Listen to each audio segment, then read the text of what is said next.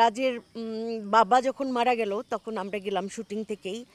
তখন রাজের মা কান্না করছিল এইভাবে। আমার এখনও খারাপ লাগে যে আমার শিশুবেলার সাথী, আমার সারা জীবনের সাথী চলে গেল।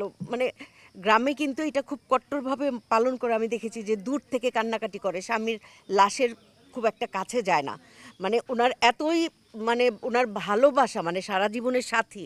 আমি দেখলাম যে আঙ্কেলের একদম খাটিয়ার কাছে গিয়ে যেইভাবে কাঁদছিল যে আরে আমার সারা বেলার সাথী, জীবন সাথী, আমার শিশুকালের সাথী কই, আমার শিশুকালের সাথে। মানে আমি ওইখান থেকে সম্পূর্ণটা ওই অভিনয়টা করেছি।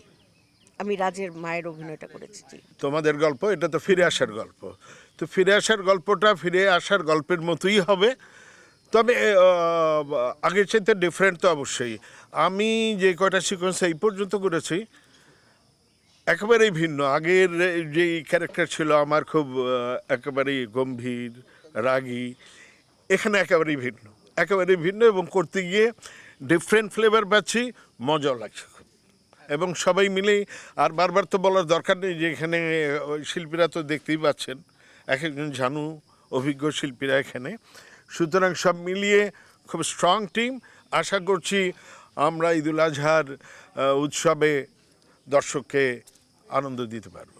একটা কথাই বলতে পারি যে আমি তো নিজে দেখেছি এইটা, এবং ইমোশনাল তো হয়েছি।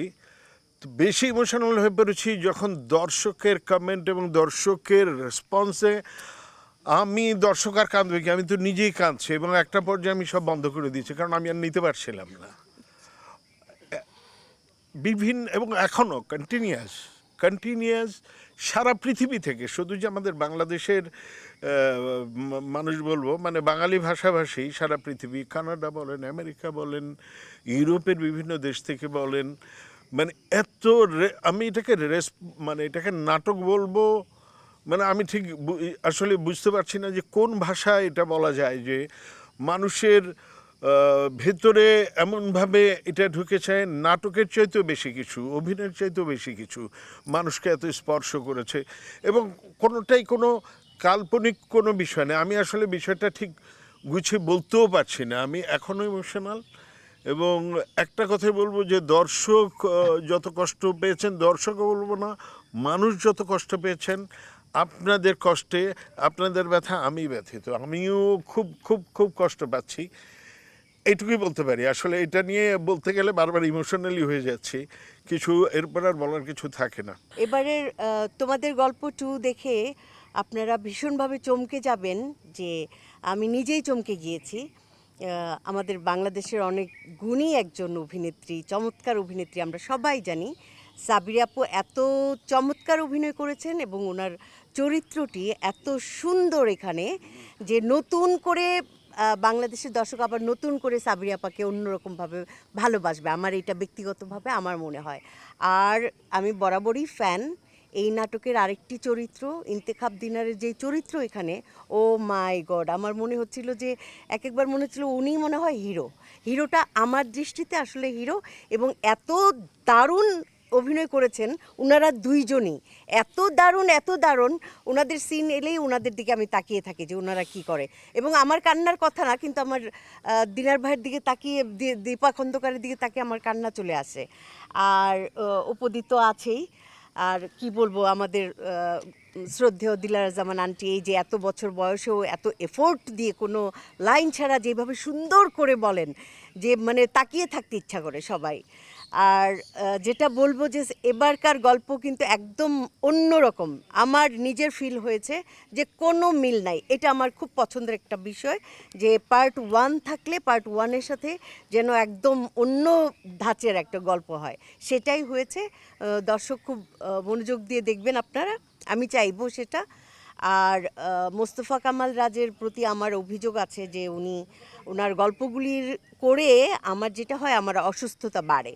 যে এই যে চাচা চাচি, তোমাদের গল্পের সময়ও আমার খুব কষ্ট হয়েছিল, যে আমি বাবা মা দেখি নাই, চাচা চাচি দেখেছি, চাচা চাচি। তো আমার চাচি ছিলেন পাগল, উনি শিকলে বাঁধা থাকতেন। তো আমরা গেলেই বলতো যে আই কই, সাদিক আসছে, মিঠু আসছে, তাড়াতাড়ি স্কুটার ভাড়াটা দাও, তাড়াতাড়ি দাও, ঈদের কাপড় চোপড় দাও। সেই চাচি মারা গেছেন। তো যতবারই আমি তোমাদের গল্প করি আমার চাচির কথা অনেক ফিল হয়। মানে আমার চাচি যে পাগল মানুষ, সেকলে বাঁধা থাকতেন কিন্তু মানে পাগল হয়ে যেতেন যে মানে আমরা আসছি। চাচি মানে চাচি কি জিনিস, একটা পাগল চাচি থেকেই শেখা যায় যে চাচি কতটা মায়াময় হতে পারে। মানে আমার মা মারা যাওয়ার পরে আমার চাচি নাকি আমাকে বুকে নিয়ে দেখতেন যে আমার নিঃশ্বাস আছে কিনা, শ্বাস প্রশ্বাস আছে কিনা। তো তোমাদের গল্প প্রতিবার করার সময়ও আমার এই চাচা চাচির কথা মনে পড়ে। দুজনই মারা গেছেন, খুব বেশি দিন হয়নি, তো এই জন্য খুব বেশি মনে পড়ে। তোমাদের গল্প ওয়ান মানুষ দেখে খুশি হয়েছে, খুবই পছন্দ। একটা সময় আমাদের চাচা চাচি নাটকে থাকতো না, নাটকটা কেমন জানি পঙ্গু পঙ্গু লাগতো। তো রাজ, তোমাদের গল্প, এটা আমাদেরই গল্প, সম্পর্কের দামটা, আমাদের যে বাঙালি পরিবারের যে সম্পর্কগুলি সেইগুলাকে যত্ন করে আম, এই এগুলো বানাচ্ছে। আমি বলবো যে এটাও সবারই ভালো লাগবে তোমাদের গল্পের মতো।